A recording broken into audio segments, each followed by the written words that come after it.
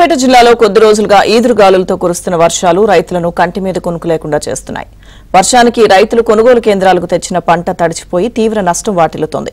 కూరగాయ పంటలు సైతం దెబ్బతింటున్నాయి.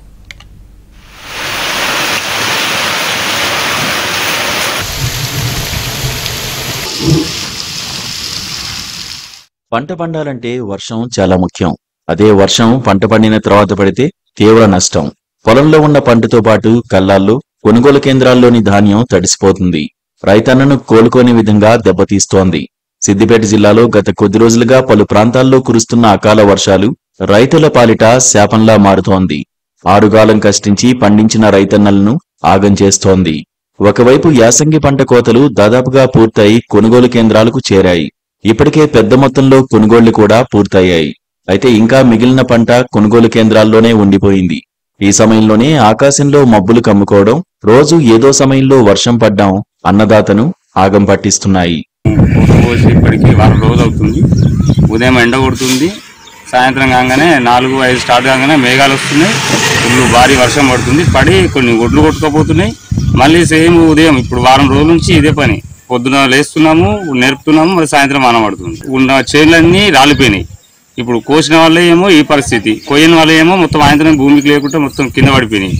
సిద్దిపేట జిల్లాలో కొద్ది రోజులుగా వరుసగా కురుస్తున్న వర్షం, వడగళ్లతో పలు కొనుగోలు కేంద్రాల్లో వరి ధాన్యం తడిసి ముద్దయింది.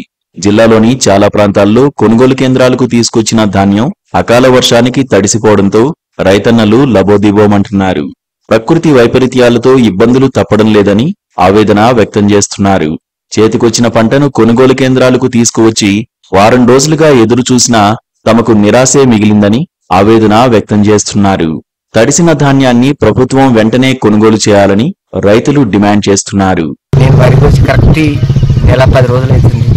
ఇప్పటి వరకల్లా ఐక్యూబ్ సెంటర్ నుంచి ఏ ఇన్ఫర్మేషన్ వర్తలేదు.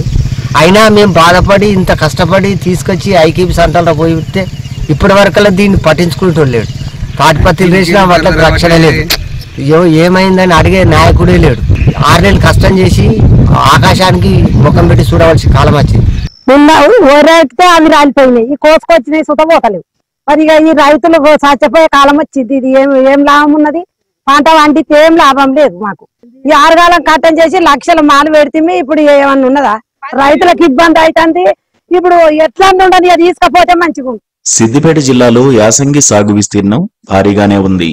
జిల్లాలో యాసంగిలో 3,93,735 ఎకరాల్లో వివిధ పంటలు సాగయ్యాయి.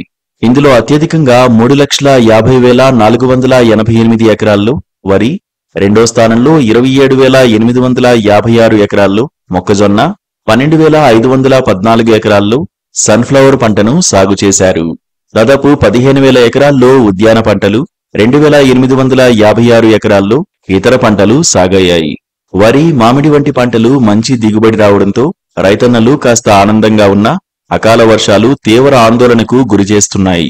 వరుసగా కురుస్తున్న అకాల వర్షాలతో కొనుగోలు కేంద్రాల్లో, కల్లాల్లో ఆరబెట్టిన ధాన్యం తడిసి ముద్దవడంతో రైతులు ఆందోళన చెందుతున్నారు. ప్రభుత్వమే తమను ఆదుకోవాలని అంటున్నారు.